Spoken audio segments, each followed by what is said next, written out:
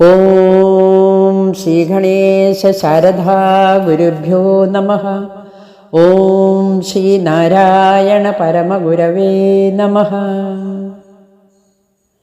നമ്മുടെ ഇന്നത്തെ സത്സംഗ് വേദിയിലെ എല്ലാ സുഹൃത്തുക്കൾക്കും നമസ്കാരം.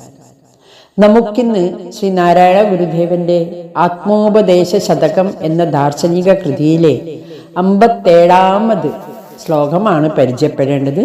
ശ്ലോകം ഒന്ന് വായിക്കാം. അലയേറും ആഴിയിലുണ്ട് അനന്തമായ കല, ഇതു കല്യേ അനാദി കാര്യമാകും. സലിലരസാദി ശരീരമേന്തി നാനാവുലകുരുവായി ഉരുവായി നിന്നിടുന്നു. സാരം: അലയറ്റ കടലിൽ അനന്തമായ മായാശക്തി ഒളിഞ്ഞിരിക്കുന്നു. ഇത് മംഗളകാരിണിയും അനാദിയുമായ വസ്തുതയാണ്. ജലത്തിന് രസമെന്ന പോലെ ഗുണത്തോടു കൂടിയ രൂപങ്ങൾ ധരിച്ച് ഭൂമിയിൽ തന്നെ നാനാരൂപങ്ങളായി പ്രത്യക്ഷപ്പെടുന്നു. ഇതിനെ നമുക്ക് പഠിക്കണമെങ്കിൽ ഒന്ന് വിശദമായിട്ട് നമുക്കിതിനെ വിസ്തരിക്കേണ്ടതുണ്ട്. നമുക്കിതിനെ ഒന്ന് വിസ്തരിക്കാം. അലയേറും ആഴിയിലുണ്ട് അനന്തമായ കല, ഇതു കല്യ അനാദി കാര്യമാകും. പ്രപഞ്ച വാസ്തവികതയെക്കുറിച്ച് താത്വികമായ ഒരു അടിത്തറ പറയുകയാണ് ഗുരു ഇവിടെ. പ്രത്യക്ഷത്തിലല്ല, പരോക്ഷമായി ഒരു തത്വം ഉൾക്കൊള്ളുകയാണ്. ഇതിനെ നമുക്ക് വിശദമായി പഠിക്കാം. പഠിതാക്കൾക്ക് വ്യത്യസ്തമായ ആശയങ്ങൾ ഉണ്ടാവാം. അവരവരുടെ ഗുണത്തിനനുസരിച്ച് അർത്ഥം ഗ്രഹിക്കാം. ഗുരുവിന്റെ തലത്തിൽ ഉയരാൻ ശ്രമിക്കണം. അതിന് ഗുരുവിന്റെ ആശയം ഉൾക്കൊള്ളാൻ ശ്രമിക്കണം. അലയേറും ആഴി. അലയേറും ആഴി, ആഴിയിലുണ്ട് അനന്ത മായാകല. അലയേറും ആഴിയിലുണ്ട് അനന്ത മായാകല. അല എന്ന് പറഞ്ഞാൽ തിര, അറുക എന്ന് പറഞ്ഞാൽ ഇല്ലാതാകുക. അല ഇല്ലാതായ, അലയറ്റ കടൽ, നിശ്ചലമായ കടൽ, ശാന്തമായ കടൽ, തിരയില്ലാത്ത കടൽ. അനന്തമായ കല, അനന്തമായ മായാശക്തിയുണ്ട്. അനന്തമായ മായാശക്തി ബോധ്യപ്പെടാൻ തടസ്സമാക്കുന്നത് അലയാണ്. അലയറ്റാൽ മാത്രമേ മായാശക്തിയെ ഉൾക്കൊള്ളാൻ നമുക്ക് പറ്റുകയുള്ളൂ. നാം പ്രപഞ്ചത്തിൽ ജീവിക്കുമ്പോൾ കാണുന്നതെല്ലാം വാസ്തവമാണെന്ന് കരുതി ജീവിക്കുന്നു. ഓരോ വസ്തുക്കൾ ഈ പ്രപഞ്ചത്തെ ചലനാത്മകതയാക്കുന്നു, വൈവിധ്യമാക്കുന്നു. നാം ഓരോരുത്തരും പ്രപഞ്ചത്തിലെ ഓരോ വസ്തുക്കളുടെയും ഗുണരൂപത്തിനനുസരിച്ച് നാം വേർതിരിക്കാൻ ശ്രമിച്ചു കൊണ്ടേയിരിക്കുന്നു. ഓരോന്നിനെയും എടുത്ത് പഠിച്ചു കൊണ്ടേയിരിക്കുന്നു. പല പല ഗുണങ്ങളുള്ള, നമുക്കറിയാതെ ഗുണങ്ങളുള്ള അനേകം സസ്യജാലങ്ങളും മൃഗങ്ങളും പക്ഷികളും ഈ പ്രപഞ്ചത്തിലുണ്ട്. ആശ്ചര്യമാണ് പ്രപഞ്ചത്തിന്റെ വൈവിധ്യത.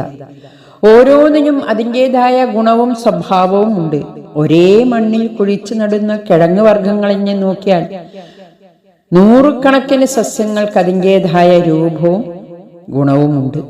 അത്ഭുതകരം, സങ്കീർണമായ വ്യത്യാസമാണ് പ്രപഞ്ചത്തിൻ്റെത്.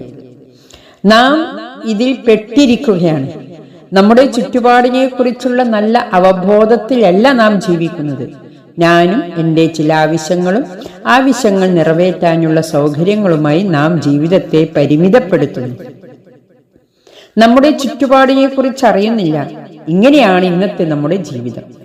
പ്രപഞ്ചത്തിലെ വസ്തുക്കളുടെ പൊതു സ്വഭാവം മനസ്സിലാക്കി പ്രപഞ്ചത്തിനതീതമായ സത്യത്തെ, പ്രപഞ്ചത്തെ സജീവമാക്കുന്ന, ആധാരമാക്കുന്ന സത്യത്തെ അറിയുമ്പോഴേക്കും നാം പ്രപഞ്ചത്തെ മുഴുവൻ അറിയുകയാണ് ചെയ്യുന്നത്. പ്രപഞ്ചത്തിന്റെ വാസ്തവം അറിയുമ്പോഴേക്കും നാം നമ്മെക്കുറിച്ചും അറിയുകയാണ് ചെയ്യുന്നത്. അതിനെന്തു വേണം? അലയറ്റു പോകണം. അല അറ്റു പോകണം. മനസ്സിന്റെ ചാഞ്ചല്യം ഇല്ലാതാക്കണം. അല അറുമ്പോഴാണ്, അതായത് മനസ്സാണ് അല അറ്റു പോകുന്നത്. നമ്മുടെ എല്ലാ ജീവിതത്തിനും കാരണക്കാരൻ മനസ്സാണ്. ഇപ്പം നമ്മുടെ സമുദ്രത്തിൽ തിരയുണ്ടാകുന്നത് പോലെ പ്രപഞ്ചബോധത്തെ സജീവമാക്കി നിലനിർത്തുന്നത് നമ്മുടെ മനസ്സാണ്. അലയറുക എന്നത് മനസ്സിനെ ശാന്തമാക്കുക എന്നതാണ്. മനസ്സിനെ നിരീക്ഷിക്കുക, മനസ്സിന്റെ ചലനാത്മകത മനസ്സിലാക്കാം. എപ്പോഴാണോ മനസ്സിനെ നിരീക്ഷിക്കാൻ തുടങ്ങുന്നത് അപ്പോൾ മനസ്സ് ശാന്തമാകുന്നു. മനസ്സൊരു കള്ളനെ പോലെയാണ്. പൂർണ്ണ സ്വാതന്ത്ര്യമുണ്ട് എന്ന തോന്നലുള്ളത് കൊണ്ട് അവൻ പലതും കാട്ടിക്കൂട്ടുന്നു. പിന്നെ നാം അതിനെ നിരീക്ഷിക്കുന്നുണ്ട്, നാം മനസ്സിനെ നിരീക്ഷിക്കുന്നുണ്ട് എന്ന് കാണുമ്പോൾ മനസ്സ് ശാന്തമാകുന്നു. ചിന്തകളെ നിരീക്ഷിച്ചാൽ അത് ഒതുങ്ങി വരും. മനസ്സ് ശാന്തമാകുന്നതിന് വേണ്ടിയാണ് ഋഷീശ്വരന്മാർ തപസ് അനുഷ്ഠിച്ചത്. അതിനുള്ള സാമ്പ്രദായിക രീതിയാണ് ധ്യാനം. ഏതു വിധത്തിലായാലും മനസ്സിനെ നിയന്ത്രിക്കണം, ശാന്താവസ്ഥയിലെത്തിക്കണം. അപ്പോൾ അനന്തമായ മായാശക്തിയെ ബോധ്യപ്പെടും. മായാശക്തി പരമാത്മാശക്തി തന്നെയാണ്.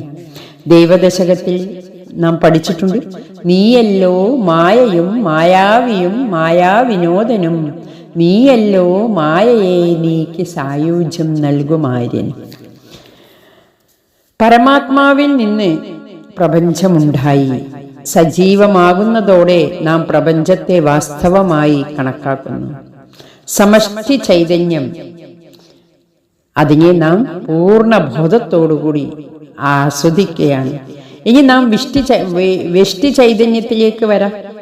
കണ്ണടച്ച് കാതടച്ച് ഇന്ദ്രിയങ്ങളെ നിയന്ത്രിച്ചാൽ മനസ്സ് ശാന്തമാകുന്നു.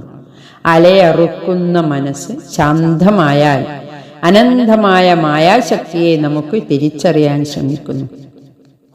നമ്മളിൽ ഉൾക്കൊള്ളുന്ന ശക്തി അപാരമാണെങ്കിലും നമുക്കത് മനസ്സിലാവുന്നില്ല. നാം പ്രപഞ്ച വൈവിധ്യങ്ങളിൽ മുഴുകുന്നത് കൊണ്ടാണ് നമ്മുടെ ഉള്ളിലെ മായാശക്തിയെ നമുക്ക് മനസ്സിലാക്കാതെ പോകുന്നത്. ഇന്ദ്രിയങ്ങളെ സജീവമാക്കിയാൽ പ്രപഞ്ചബോധമുണ്ടാകുന്നു. ഇന്ദ്രിയങ്ങളെ അടക്കുക, മനസ്സ് ശാന്തമാക്കുക. അനന്തമായ മായാശക്തിയെ നാം അറിയുന്നു.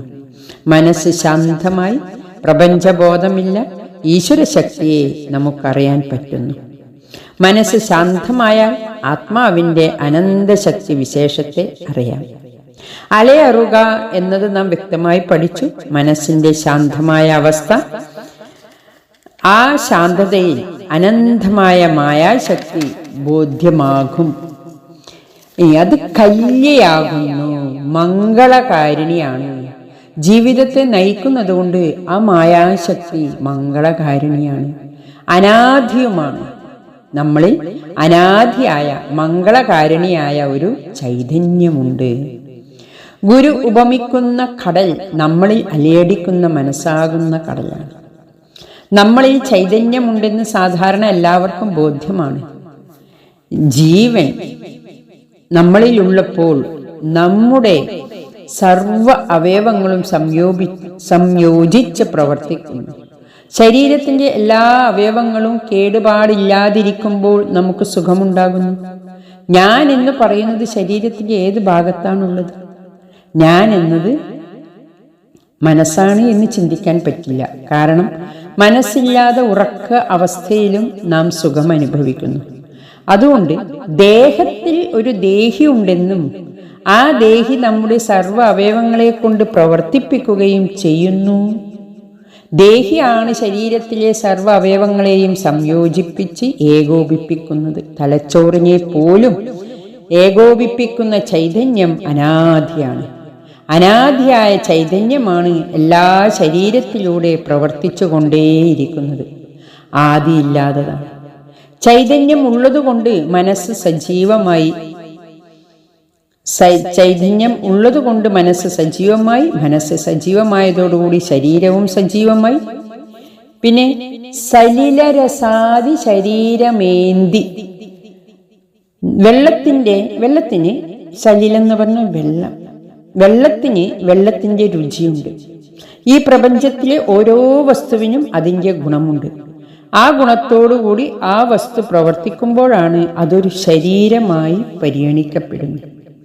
വ്യത്യസ്ത രൂപഗുണത്തോടെ നമുക്ക് പ്രത്യക്ഷമാകുന്നു. ഓരോ ശരീരവും വ്യത്യസ്ത രൂപഗുണത്തോടെ നമുക്ക് പ്രത്യക്ഷമായി നാം അത് കാണുന്നു, അനുഭവിക്കുന്നു. ചൈതന്യത്തിൽ നിന്ന് മനസ്സ് പ്രേരിതമായി ഇന്ദ്രിയങ്ങളെ കൊണ്ട് പുറംലോകം സഞ്ചരിച്ച് നാം പ്രപഞ്ചം ആസ്വദിക്കുന്നു. നാനാ ഉലകുരുവായി ഉരുവായി നിന്നിടുന്നു. ഇവിടെ പ്രപഞ്ചത്തിന്റെ വൈവിധ്യതയെ കുറിച്ചിട്ടാണ് പറയുന്നത്. പ്രപഞ്ചത്തിൽ നമുക്കറിയാവുന്നതും നമുക്കറിയാത്തതുമായ അദ്ഭുതവും ആശ്ചര്യകരമായ വൈവിധ്യ രൂപത്തിൽ വിന്യസിച്ചിരിക്കുകയാണ് പ്രപഞ്ചം. നമ്മുടെ അറിവ് അനുസരിച്ച് പലതിനെയും നാം അറിയാൻ ശ്രമിക്കുന്നുണ്ട്. അങ്ങനെ അറിഞ്ഞ് പോകുമ്പോൾ നമുക്കത് സങ്കീർണമായാണ് തോന്നുന്നത്. ഇതൊക്കെ അന്വേഷിച്ചു പോകുമ്പോൾ നമ്മുടെ മനസ്സ് സങ്കീർണമാകുകയാണ്. നമുക്ക് വേണ്ടത് മനസ്സ് ശാന്തമാക്കുകയാണ്. പ്രപഞ്ച വിന്യാസം അത്ഭുതകരവും സങ്കീർണവുമാണ്. ഈ പ്രപഞ്ച വിന്യാസം മനസ്സിനെ ഇളക്കുന്നവയാണ്. ഇത് കൃത്യമായും അറിഞ്ഞ് മനസ്സിനെ ശാന്തമാക്കണം. ഏതുപോലെ? അതായത് ചിലന്തി വല കെട്ടുന്നു, അതിൻ്റെ ഉള്ളിലുള്ള പശ കൊണ്ട് അത് വല കെട്ടുന്നു. എന്നിട്ട് അതിൽ ഇരുന്നും കൊണ്ട് അത് ഇര പിടിക്കുന്നു. ഇരയെ കിട്ടിയാൽ പിന്നെ സകല നൂലിനെയും ഉള്ളിലേക്ക് വലിച്ച് ശാന്തമായിരിക്കും. അതുപോലെ നമ്മുടെ മനസ്സിന് ഗുരു പറയുന്നു, ഇനി ഇന്ദ്രിയങ്ങളെ ഉൾവലിച്ച് ചിലന്തി നൂലിനെ തൻ്റെ ഉള്ളിലേക്ക് വലിച്ച് ശാന്തമായിരിക്കുന്നത് പോലെ നാം എല്ലാം നമ്മുടെ ഇന്ദ്രിയങ്ങളെ ഉൾവലിച്ച് അനന്തമായ മായാകളശക്തി കൊണ്ട് മനസ്സിനെ ശാന്തമാക്കി ഉള്ളിൽ ആത്മബോധം തെളിഞ്ഞു കാണണം. പുറമേയുള്ള വസ്തുക്കളിൽ ആസ്വാദനം കണ്ടെത്താൻ ശ്രമിച്ചാൽ അതിനൊരിക്കലും അറുതി വരികയില്ല. കൂടുതൽ ഭ്രമിക്കുകയേ ഉള്ളൂ. സുഖം അകത്താണ്. അത് കണ്ടെത്താൻ പ്രേരിപ്പിക്കുകയാണ് ഗുരു. ആസ്വാദനം ഉള്ളിൽ തന്നെയാണ്. ഞാനാണ് ആസ്വദിക്കുന്നത്. ആസ്വാദനം ഉള്ളിലേക്ക് കൊണ്ടുവന്നാൽ ആ ആനന്ദം നിത്യാനന്ദമായി മാറും. ഒന്നുകൂടി പറയാം. ആത്മാവ് മംഗളകാരിണിയാണ്. ആത്മജ്ഞാനി പ്രപഞ്ചത്തിന്റെ സത്യം അറിഞ്ഞ് നന്നായി പ്രപഞ്ചം ആസ്വദിക്കുന്നു. നമുക്ക് മനസ്സ് ശാന്തമാക്കിയാൽ ശക്തി ചൈതന്യത്തെ തിരിച്ചറിഞ്ഞ് നമുക്ക് നമ്മുടെ ജീവിതത്തെ നിത്യാനന്ദത്തിലേക്ക് ഉയർത്താൻ ഗുരുകൃപയുണ്ടാവട്ടെ. ഹരി ഓം നമഃ ശിവായ.